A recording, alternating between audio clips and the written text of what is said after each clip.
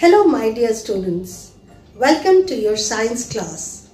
Today we are going to do the first lesson in science and the topic is plant reproduction. Now let me make it very clear the learning objectives of today's video. At the end of this video, this session, I want to make sure that you must be able to do following 4 things. Now what are those?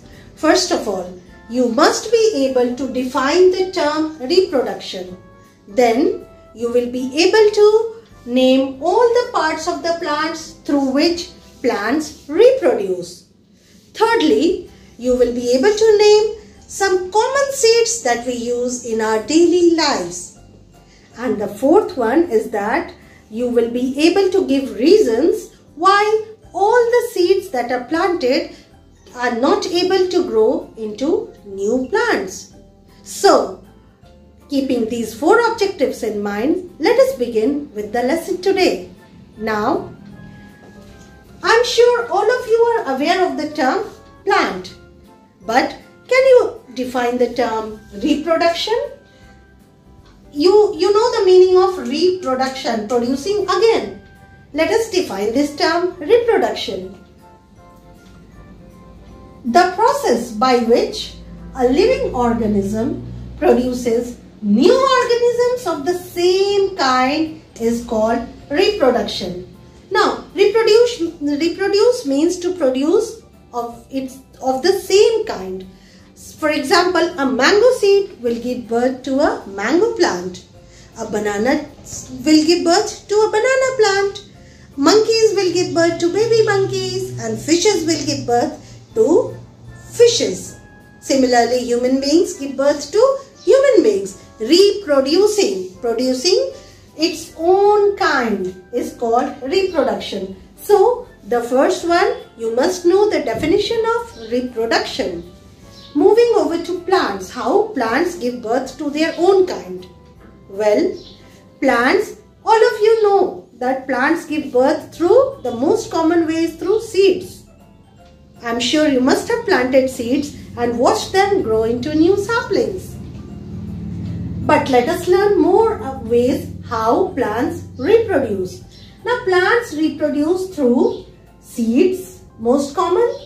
Then they also reproduce through stems. You must have seen rose stems being planted. You plant money plant stems, they grow into new plants. Third, they also grow through roots. That is also common. For example, carrot and radish, they are roots. They grow through roots itself. Leaves. Some plants give birth to new plants from leaves itself. For example, there is a plant called Bryophyllum. In the upcoming videos, I'll show you all these plants. So, some plants also grow through leaves and spores. Now, there are small structures which are present on the underside of the leaves. They are called spores. They also produce new plants. We shall be learning about these in details in the upcoming classes. For today, now I'll be discussing a little more about the different types of seeds found in our everyday life and why all the seeds are unable to give birth to new plants. So let us see about seeds. Dear students, let us have a look at the different kinds of seeds that we use in our daily life. I have collected some seeds from my kitchen. Look at these seeds very carefully. If you notice these seeds, you will see that all these seeds are of different colors, shapes and sizes. We know that new plants, the first point we have learned that new plants grow from seeds. Okay? And these seeds are from different plants and they are all of different colors, shapes and sizes. Let us have a close look at the different seeds. This is, all of you know, this is the rice seeds. We use it almost every day in our diet. They are called rice and white in color. This is green gram, moong, also called moong. We use it as pulses. Also, we use it, soak it in water and use the sprouted form which is a rich source of protein. Now, let us see this. This is maize. This is maize. We call it corn or makai, used for making popcorns. Maize seeds. Then here we have mustard seeds, sarso or rai also. So these are yellowish in color, round in shape. Methi seeds. In English we call it fenugreek. Methi, used as a spice in the kitchen. These are, suppose we take all these are chickpeas, Kabuli chane. No, we use it for making chole at home. Chickpeas, Kabuli chane. I have soaked them in water. Then we have green Bengal gram, chane. These are chane, simple chane. Okay, this is also too much used in the kitchen. Now, one very fragrant and common spice. This is elaichi, hari elaichi, known as cardamom in English. Cardamom. If you look at the seeds, here I have the elaichi seeds. See this, elaichi seeds, black in color, very fragrant, and we use it in making sweets and vegetable curries, pulao, everything. This elaichi is the almost like a queen of spices. Now students, these are soaked chickpeas and gram.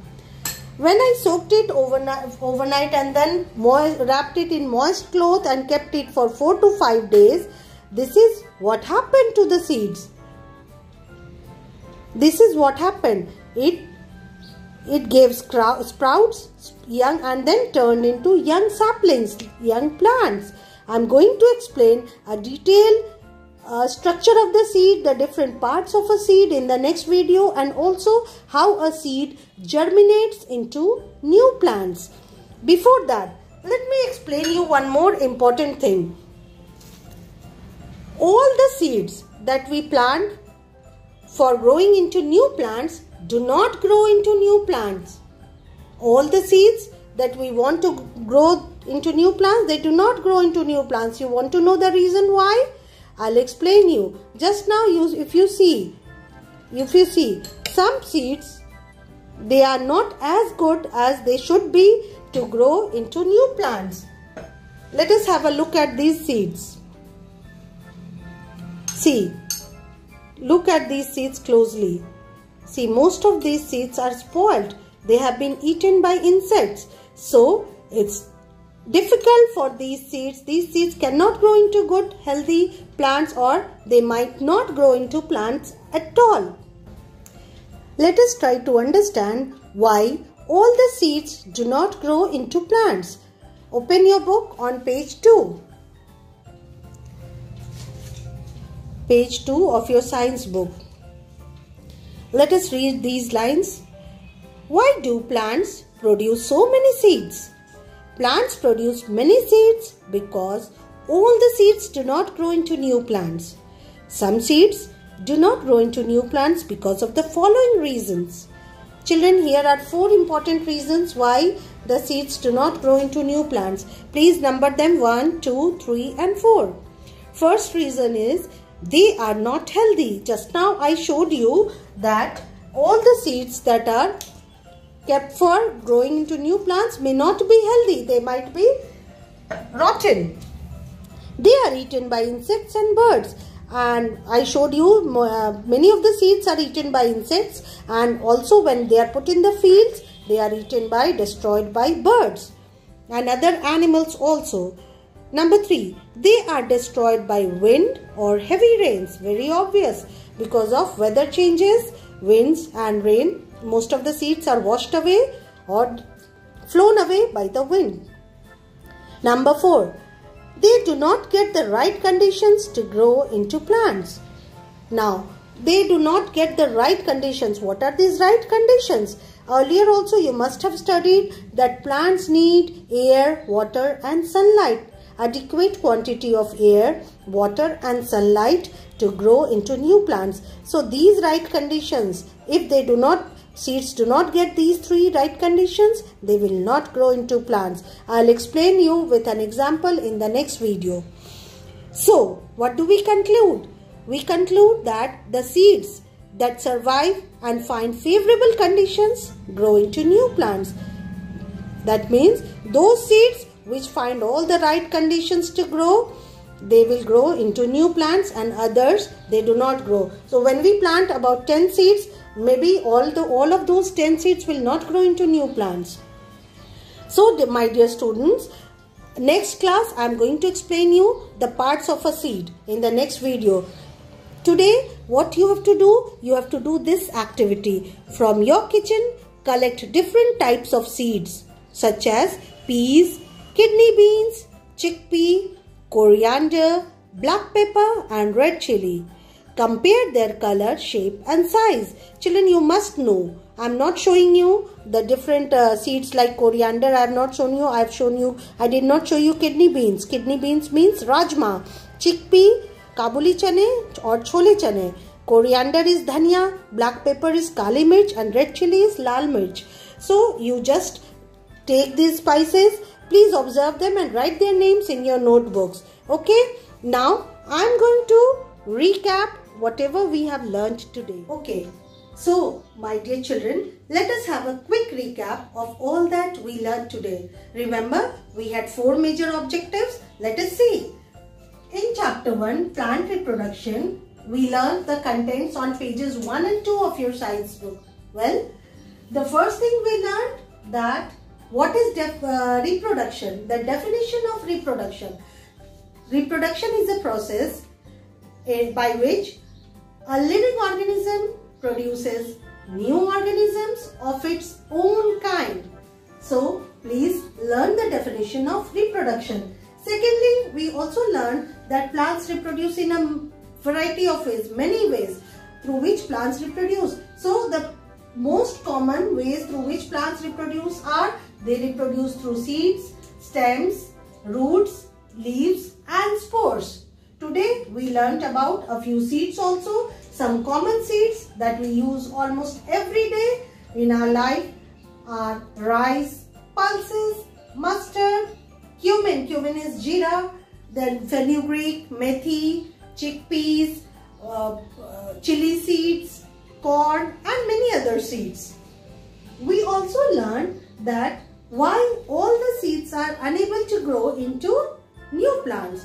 What are the main reasons for the seeds being unable to grow into new plants? They might be unhealthy or they are not healthy. They are either eaten by insects, birds or other animals. They might be destroyed by wind, rain and other weather conditions. And the fourth reason could be that they do not get the right conditions, that is the favorable conditions like proper air, moisture, sunlight, etc.